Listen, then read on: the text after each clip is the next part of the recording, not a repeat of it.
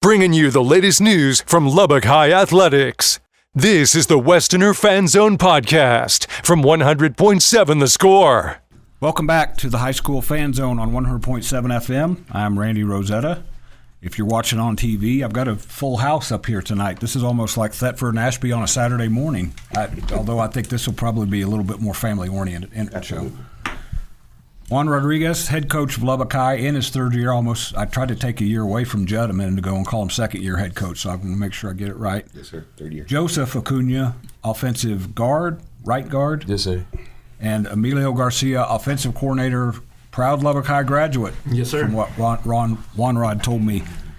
And you heard me tell him I hope she graduates here in a few years. I've got a daughter at Lubbock High, so what's the motto? Once a Westerner, always a Westerner. Always a Westerner. So Yes, sir. we'll start with you, Emilio. Okay.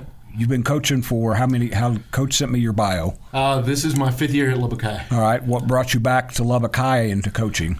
I think it's just the challenge, trying to do something that people think that can't be done there at Lubbock High is one. Two, like you just said, once a Westerner, always a Westerner. So you always want to come home and do something for your alma mater. So it's something that drives me. Take a lot of pride and have a lot of passion for that school. So I'm excited to be there. I'm going to age myself here. I'm a little bit. Am I older than you? Did we determine, or am I? I think I'm a year or two older than you. I think you're a year or two. We're both holding up well for our age. Very much. So I was covering high school football in Lubbock back when you were in high school, and if you were a 99 or 2000 graduate. I graduated in 2000. So you were at Lubbock High the last time. Hope Judd's out of the building. The last time they beat Monterey for the Silver Spurs. In fact, they beat them 2 years in a row. Back to back, yes, sir. And you see how quickly he remembered that. Now, Judd, I don't think Judd would be bothered. James Morton, that was a Monterey coach back then, that's a good friend of mine who's Baird Morton's dad. Yes, sir. I think he still cringes when you talk about it because if you remember, one of those games had a real funky ending. Yeah, because there at the goal line. Joe Loudermilk had his punter, told his punter to take the ball, run around, to run out the clock and run out the back of the end zone, take the safety. Kid did everything he was supposed to and ran out of bounds at the 2. So Monterey had a chance to score, and I believe you guys held them 3 times or 4 times from the 2-yard line. Yes, sir. Just incredible. It's the fact that this old trap of mine can still remember that's pretty impressive. But there is a lot of pride. And I went to a school very similar to Lubbock High up in Topeka, Kansas. The building looks the same. Had our struggles in football for years, and I don't think we have a motto of once a Trojan, always a Trojan, but I totally get that. Joseph, you're the new blood. When you hear the coaches say that, when you hear the fans say that, when you hear parents say that, how proud are you to be part of that ongoing tradition? I'm very proud to be Lubbock High Western, you know. I really want all my family to go, you know. I got my brother that's there, and then now my sister's finna go to be a freshman there. So I really like it. I really like the program, how everybody treats it like family and so forth. Yes, sir. Well, and we won't do it this week because I made him blush the last couple of weeks. The guy to your left has a lot to do with that, the energy that he's brought. You guys are 2-1. Yes, sir. Won 2 in a row for the first time, I think, since Shane Stevens' first year. Mm-hmm. Went to Snyder and won 27-26, and I'm glad you brought Emilio because your radio guy was just gushing about the way you guys ran the clock out at the end. I know that sometimes people may say, well, that's not very exciting, but the way he described it is you guys ran a perfect end-of-game drive. So, Juan, tell me about that end-of-game drive. You have a 1-point lead, you get the ball back, and you know you've got to do something, whether it's put points up or drip that clock off. Tell me what it was like. Well, you know, first of all, it's really, really good deal just to watch our offense, you know, and have the confidence in the kids and the confidence in our staff. They have the ability to do that, you know, with running the ball well, our offensive line playing great. Obviously, Braden Dunkerson, you know, running the ball the way he is. And, you know, just the execution is really, you know, key there towards the end. We didn't have anything that put us back in a situation where we took yardage away. So we really ran, you know, just 5 to 10 perfect plays that everybody wants to execute at one point, and during the game. And I think they just came down to that last 5 minutes, and I think our offense did a great job of that, and I think our staff did a great job of understanding, the clock, and the management of our game and the management of that situation. We learned a lot from the week before, we had conversations about that, and just to try to, finish things out, and that's what we talked about to the kids. It's just making sure that we were able to finish the game. Joseph, being out there when coaches are calling those plays, and you're going to run the ball, you're a big dude up front. Yes, sir. Guessing you were pretty pumped up. Yes, sir. Braden's going to run hard. When you guys are executing like that and just kind of machine-like, what's that like to be part of that? It's very exciting. Like we got to keep the ball moving. We can't have no mess ups. If we have a mess up, we don't worry about that play. We worry about the next play ahead. And yeah, so forth. So Emilio, I would imagine that I'm going to guess the guy to your right, one of his favorite plays is give the ball to Braden. So you're the offensive coordinator. How do you mix that in, but also make sure that you guys are staying balanced and keeping the defense on its toes? Well, I don't know if he enjoys it as much as I do. Braden probably enjoys it more than anybody else. Oh, absolutely. But anytime that you can give the ball to Braden or even our backup running back this past weekend, we're going to talk about Zeph here in a minute. Both of them ran the ball extremely well, but it's just like I told the guys even this week in the meeting room, they can't have success without them having their success and executing and initiating their blocks and then staying with them. And so last week was just a testament to what they're capable of doing, but like we've talked about this week, I think we're much better focused and determined to build on that. And I think we haven't even touched what we're capable of doing offensively, and that's what excites me. So Juan, when you told me before the season, you said, I think we're going to be able to run the ball okay. And I'm looking at the stats, 311 yards in 48 minutes. Yeah, you're running the ball okay. Yeah, definitely, definitely running the ball really well, and we're excited about that. And I think it stemmed from the spring, the implementation of the offense, and coach having the opportunity to come in as our new offense coordinator and able to establish his mind, his line of thinking and his thought process with our offense, and just really honestly to give up some props to our O-line coach Michael Rathio has done a fantastic job with his assistant Cody Willem, and they both have done great, and we also have somebody up there in the eye in the sky that does a great job for us, and Richard Leal, our head wrestling coach and our freshman offensive coordinator, who's able to help us make some adjustments and give us the opportunity and tell us where to go, and he does a fantastic job of that.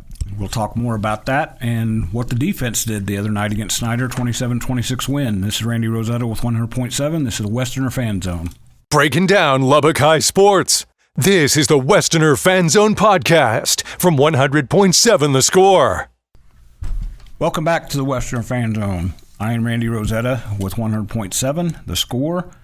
I'm with Lubbock High coach Juan Rodriguez, offensive coordinator Emilio Garcia. Garcia, right? Yes, sir. I want to make sure I get that right. And Joseph Acuna, the big brother to two more Acunas coming through Lubbock High. Is that what you told me? Or now were you the first? I'm the first. Yes, okay. I'm the oldest. That's important. Yes, sir. Westerners are coming off of a very exciting 27-26. I think that's what I had. Yes, win against on the road at Snyder. They're second in a row. I don't want to jinx anything, Juan, but I've been doing some research. It's been a while since Lubbock High's won 3 in a row. Yes. Have you gotten the information on it? Yes, I have. It goes back to, I know before this young man was on earth. Mm-hmm. Emilio was probably in college, right? No? Yeah. Goes back further than that? Mm-hmm. Wow. We don't. I don't know if it's the same research, but we found, we did our own research, and we didn't want to say very much because I don't want that to be the focus of our Thursday night game. We've always preached one game at a time, one play at a time. But I think it's been since 1975 that it's been. Now they've had some 4 and 5 win seasons. Yes, and they've had some 4 and 5, 4 games to win. They've had some 3, but consecutive we believe, and if we research right now, I hope if anybody can correct us, that would be awesome. Mike Meeks usually has that stuff on his He's usually pretty good at that because he told me it's like Rain Band. He knows that information really well. In fact, he told me it was 1973 since the last time Lubbock High played Snyder. Yep. And he also, and I won't say the score, but he also told me that yes, Lubbock High was the only team that ever has given Snyder a lopsided loss, and it was a pretty big score to 0. Of course, this one was a little closer. It was a lot closer than that. So, but definitely, we're excited about that opportunity. We're looking forward to it. It's our homecoming. But I think right now the focus is still the same. That we just week in and week out just to get better, prepare ourselves as we get ready for a competitive and tough district. Take the opportunity as open week comes. And refuel ourselves. Both mentally and physically, and definitely just utilize our practice time to our advantage as we get ready for Amarillo Tascosa, but we can't look past, a great football team that we're fixing to play Thursday night, and Coach Guevara at the San Angelo Lakeview Chiefs did a fantastic job, and we're looking forward to another great matchup. I'm glad you finally said that. They were the nameless, faceless opponent there for a couple minutes, but you guys do Thursday night, 7 p.m., Lowry Field. You take on San Angelo Lakeview, which has been a competitive, fun game between the two schools the last few years. You guys won 43-41 last year. Mm-hmm. I think the year before they won you won on the road last year. No, I think they got us at home, didn't they? Yeah, I think it's 2 years ago. 2 years ago, and it was it was a high scoring game in that one as well. What about them get your attention? I'm gonna get all three of you guys to talk about that, but start with you, Juan. What did they do well that you've got to be prepared for? Well, I think, for us, and I know Coach Guevara very well, and we're really close friends. I think for us is we both kind of find ourselves in the same situation. We have something to prove. His kids have something to prove. They did a great job this past week in beating La Mesa, and, they've got something they want to get better at. I think, their quarterback does a great job. They run their schemes really well. They're going to spread us out. They're going to do a great job of just, finding, and, they do a fantastic job of taking what the defense gives them. And I think that's really what we've got to work on, and we're working on some things that are going to help us, maybe disguise some things a little bit more. But more importantly, we want to get better at what we're doing. And we had a short week, so it wasn't a whole amount of time that we had for installation. In fact, we normally don't practice the day before a game, but we're going to do that tomorrow just so that we can prepare, because we're expecting a really good ball club and a great game between us. So now I'll let Coach Garcia talk a little bit. I want to talk about how do you attack their defense? What do you have to do to get them off their heels? Well, for their defense, the thing that stands out to me is their secondary. They're very physical at the line of scrimmage. So the direction we've given our wide receivers this week is, hey, we can't take them lightly, can't slow play our routes or our adjustments that we're making throughout the game. We got to go at them aggressively. And I think the one thing that plays to our advantage is we do have the run game that is our strength. But I think our passing game could be highlighted this week because with the run game that we have established these first 3 weeks, I think teams are going to try to key on that a little bit more. So really been working with our quick game and some intermediate passing game this week with our quarterbacks. So, Joe, you got to hear them talk. We're getting ready to go for break, so you can think about following up on that. You heard two very wise men talk about what you guys got to do. So. Yes, sir. Did you see him look at you? He's like, yeah, those two guys are wise men. We'll come back after the break and let Joseph break it down a little bit on the Westerner Fan Zone. I'm Randy Rosetta. This is 100.7 The Score. Breaking down Lubbock High sports. This is the Westerner Fan Zone podcast from 100.7 The Score. Welcome back to the final segment of the Westerner Fan Zone on 100.7 FM. Westerners are at home Thursday against San Angelo Lakeview Chiefs at Lowry Field. They're on the radio on a different network, but our guy Rob Bro, who does stuff here, he was the one who was so excited telling me about the final drive. You've met Rob, haven't you? Yeah. Rob was a big offensive lineman back in his day at Lubbock Christian, so he appreciates running the ball. It's kind of nice when you're an offensive lineman, your radio guy can understand what's going on. So, yes, all right, Joseph, you had some time to think about it. The coaches broke it down a little bit, but what does Lakeview's defense do that you've got to be ready for up front in particular? They run a three-man front, They run a three-man front. They blitz here and there, but I really think that we got nothing to worry about. But the secondary is pretty handsy on. But I feel like we're going to have a good run game. and a good passing game. There ain't nothing to worry about. But I felt like we're going to go on Thursday night, get that done, and get ready for Tascosa. Talking to Coach before the year, this is what you like to hear a coach say. He talked about you guys getting bigger, getting stronger, especially up front. Yes, how is that translated through 3 games? You got just watching you. The one time I did, you are bigger. Now I'll leave the stronger part up to you. You can tell me if you guys are stronger, but you're bigger. There's more beef up there. Yes, sir. There's our line's different than last year. We got more weight on the line than it was, and also got to be some attitude and want to up there. Yeah, attitude is straight. Every game we just come in with attitude and ready to play. If we mess up, we're worried about the next play. We argue here and there, but we're all a family. We argue here and there, but we're still ready to come out with attitude and play. We're ready for that win. Let's switch gears to your defense, Juan. What do they have to do against this Lakeview offense? And it looks I'm going to get the quarterback's name here. I want to make sure I get it right. It's because he seems to be the key for them. The quarterback's always the key, but Chris Alviso, he's thrown for 900 in 3 games, so he's done some damage through the air. And absolutely. So, you got to get ready for a guy like that. He's a little bit different than the guy from Snyder. Snyder threw the ball really well, but it was also very elusive, made you miss, and could find his receivers. This guy is understands the coverages, understands his checks, knows what he has to look for, knows what he's looking for pre-snap. So it's definitely something that we're up for the challenge for, and I think we're challenging our secondary guys and our up front line to put pressure on with us having to bring so many different types of 5 to 6 man pressures. But you're going to see us do some of those things a little bit different than what we've done in the last couple of games. But again, we didn't have a lot of time to prepare and install a lot of different packages, so we wanted to get better at what we were doing and just kind of adjust some of those schemes that we've been doing the last couple of games. But still, again, you're facing a spread team. They're going to, like I said, you're saying they're going to throw the ball. They're going to swing it around. Hopefully, we can put them in a situation, where we control the clock too.